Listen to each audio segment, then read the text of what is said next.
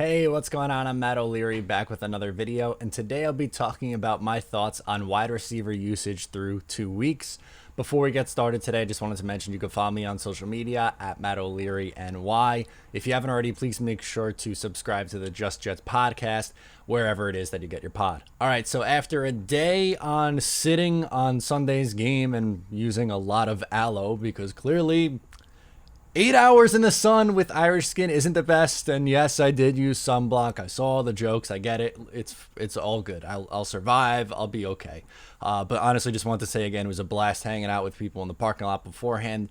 Green Bean, sitting with him throughout the entirety of the game was electric factory. Love hanging with Green Bean. Ryan, got to see him and hang with him before the game, and a ton of other people. You guys know, if I was able to hang out with you, how much I appreciated it. So just wanted to say again, that was awesome. And I'm starting to come around on Sunday's game. There was a lot of good outside of Zach Wilson's performance, which was really not great. Offensive line, I thought, played better for the most part, and we'll get more into this in details in the podcast tomorrow and throughout the rest of the week heading into this game against the Denver Broncos. But one thing that stuck out to me, and I just wanted to talk through, is the wide receiver usage and targets and stuff like that. And it's not just going to be a Denzel Mims story. Like, I don't want to do that. There is more to this team than just focusing on Denzel Mims. I think it's important to talk about because it is a storyline.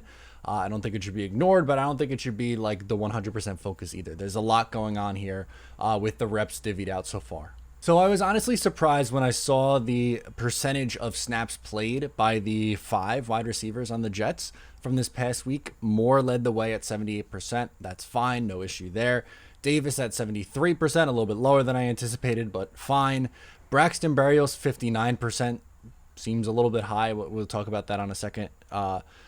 Smith, 27%, and then Cole, 22%. So obviously they are heavy using Moore, Davis, and Berrios right now. I thought Moore played significantly better in week 2, which is, again, positive. There was positive from this game. It's not all negative, but I just don't necessarily understand why Braxton Berrios is your lead guy in targets through 2 weeks. And I want to make this clear because there's this narrative that I hate Braxton Berrios, which isn't the case. I think he's a good depth player. Like if he's your 5th or 6th wide receiver, fine.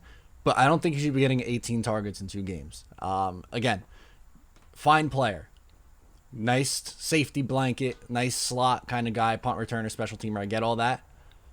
But averaging 9 targets a game through 2 games, when you have Moore, when you have Davis and Cole, that's a little bit much for me. When Ryan Griffin is 4th on the team in targets, that's bizarre. Tyler Kroft is 5th. Nothing against Tyler Kroft, who I think is an okay tight end. He's looked at as the starter on this team. Again, he's an okay tight end. I don't really think as the season goes on he's going to have a million targets, but 8 targets in 2 games for Ryan Griffin, like I just don't understand why, like they are, those two specifically, like Griffin and Berrios, like why is that the focal point of the offense when guys like Michael Carter only has 5 targets so far? That number needs to go up and should go up. As we saw with the ball in his hands, he's explosive. Carter, Ty Johnson, definitely much more usage there. I think it would be beneficial to Zach Wilson to get some easy completions going. I don't think LaFleur's been great through 2 games. He was better in week 2. Wasn't really that good in the red zone, as we saw demonstrated by the 3 run plays in a row inside the 10-yard line. He went a little too conservative inside in the red zone there against a good defense and a great coach. Look, there's no reason to think that LaFleur can't be an offensive coordinator. Has he struggled through 2 games? Yes. Does that mean I want to give up on him? No. They're not. It doesn't have to be this guy sucks, I don't want him. Like, how did he get this job? That I've seen that reaction.